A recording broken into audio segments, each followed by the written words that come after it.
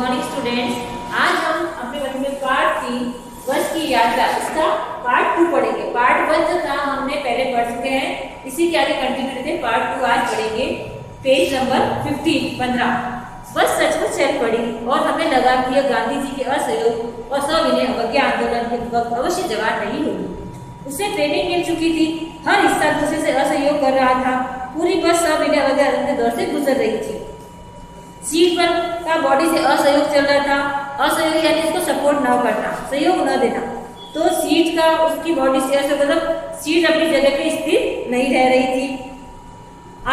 कभी लगता है सीट बॉडी को छोड़कर आगे निकल गई है, कभी लगता है कि सीट को छोड़कर बॉडी आगे भागी जा रही है। 8-10 मील चलने पर सारे भेदभाव मिट गए। यह समझ में नहीं आता था कि सीट पर हम बैठे हैं या सीट हम पर बैठी है। अब बस को लेकर कहा सचमुच ही तो बस तो स्टार्ट हो गई और चलने लग गई है।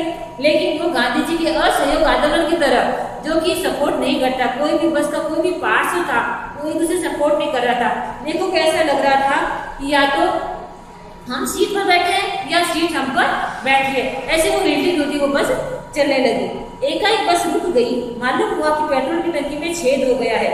ड्राइवर ने बाल्टी में पेट्रोल निकालकर उसे बगल में रखा और नली डालकर इंजन में भेजने लगा। अब मैं उम्मीद से कह रहा था कि थोड़ी देर बाद बस कंपनी के हिस्सेदार इंजन को निकालकर गोद में रख लेंगे और उसे नली से पेट्रोल पिलाएंगे, जैसे माँ बच्चे के मुंह में दूध से शीशी से दूध पिलाती है।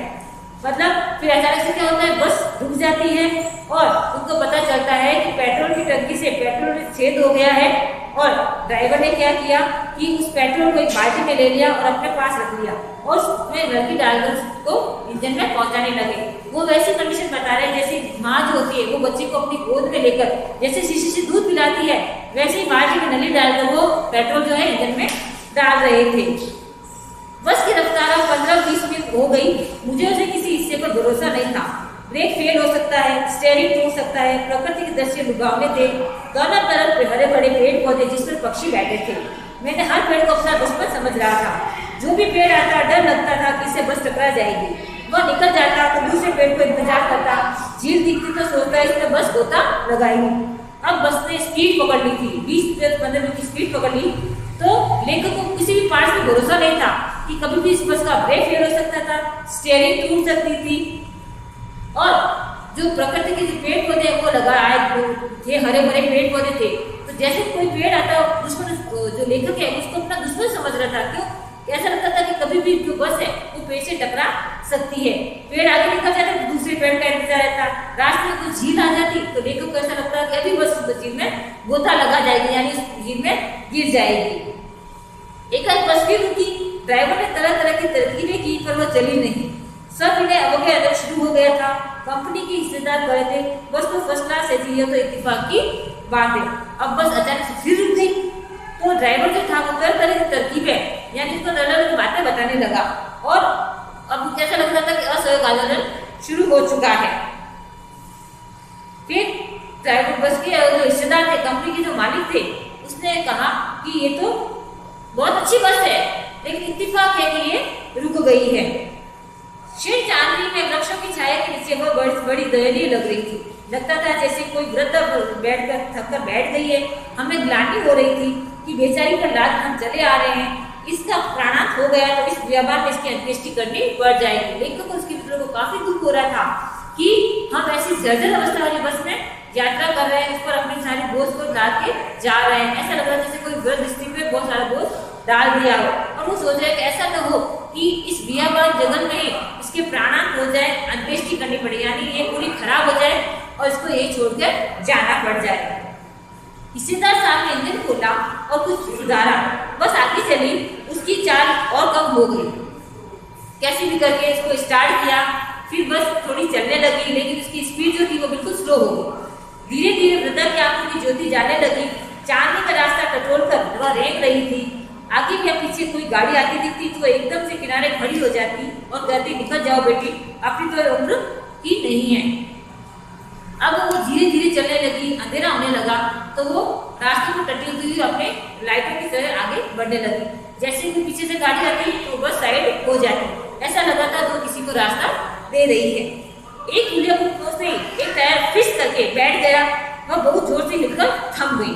जैसे थोड़ी आगे एक पुल आया, ब्रिज आया, तो वहां जाके एकदम से बस का एक टायर एकदम तेज आवाज के साथ रुक गया और बस जो है वो तेजी से हिलकर वो वहीं रुक गई।